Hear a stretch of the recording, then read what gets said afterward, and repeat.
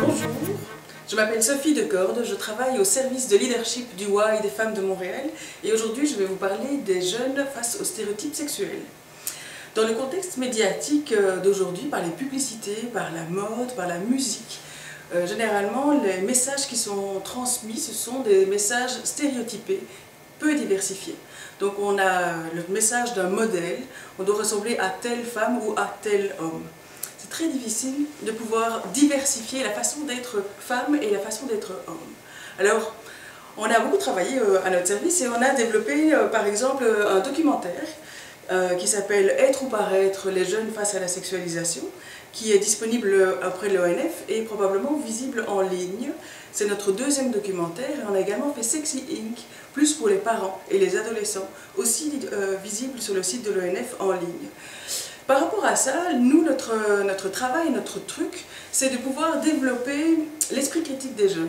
Parce que de la malbouffe télévisuelle, comme on dit, il y en aura toujours, mais comment est-ce qu'on va développer l'esprit critique? Comment est-ce qu'on va prendre du recul? Comment est-ce qu'on peut poser des questions par rapport à ce qu'ils voient?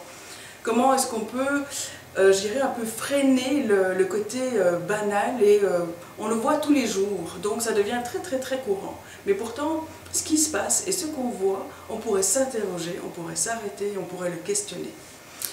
Donc, on a développé, je dirais, des approches et il y en a une qui nous semble particulièrement pertinente par rapport à une relation, c'est ce qu'on appelle la communication consciente. C'est un dérivé de la communication non violente et je dirais l'objectif principal, c'est de pouvoir identifier les besoins. Quels sont mes besoins en tant que parent et quels sont les besoins de mon jeune?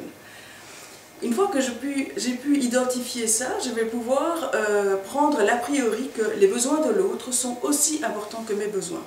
Donc ça va pouvoir dégager un espace de négociation. On va pouvoir se dire les choses, nommer et essayer de pouvoir combiner. Tu as besoin de ça, moi j'ai besoin de ça, comment est-ce qu'on va faire ensemble? Par rapport à cette discussion, on vous propose de se poser la question de savoir quelles sont vos compétences pour établir un dialogue. Quel est le meilleur moment pour vous, pour votre enfant? En termes de compétences, est-ce que vous êtes plus confortable à certains lieux de la maison ou à certains moments dans la journée? Est-ce que vous voulez, par exemple, aussi réfléchir à quelles sont les valeurs que vous voulez transmettre? Comment est-ce que vous allez faire pour les transmettre? De mettre en mots, éventuellement de pouvoir préparer ça. Et puis d'entamer, au moment qui vous semblera le plus opportun, un dialogue avec votre enfant pour pouvoir justement réfléchir à ce qu'on voit. Et une des choses qu'on rencontre beaucoup dans notre pratique, c'est par exemple des jeunes qui sont habillés de façon très sexy, peu importe le moment. Et donc ça devient peut-être un peu inapproprié d'être habillé de cette manière-là. Quel est le besoin de cette jeune ou de ce jeune qui est habillé comme ça? Quel est le besoin du parent? Comment est-ce qu'on va pouvoir établir un dialogue? À quel moment? Qu'est-ce qui va favoriser ce dialogue? On peut aussi réfléchir au cadre, donc comme je l'ai dit, le meilleur moment, le meilleur endroit. Sentez-vous confortable, veillez à ce que l'autre soit confortable. Dans les questions qu'on peut poser, c'est également quelles sont les sources d'épanouissement de mon enfant?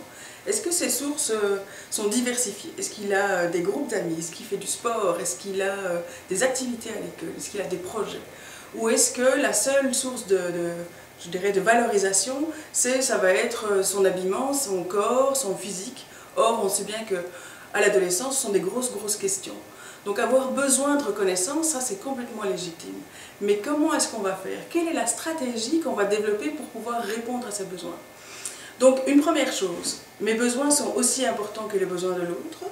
On peut dissocier des besoins et des stratégies, parce qu'on peut avoir un besoin et avoir plusieurs stratégies, et on peut chercher en termes de créativité, quelles stratégies sont possibles pour pouvoir répondre à mon besoin.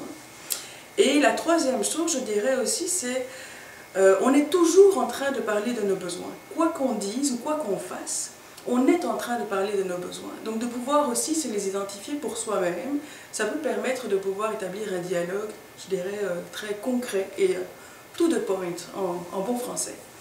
Donc je voulais juste vous indiquer aussi un dépliant qui s'appelle la sexualisation, et si on en parlait. C'est disponible au Y des femmes de Montréal. Merci de votre attention, bonne chance.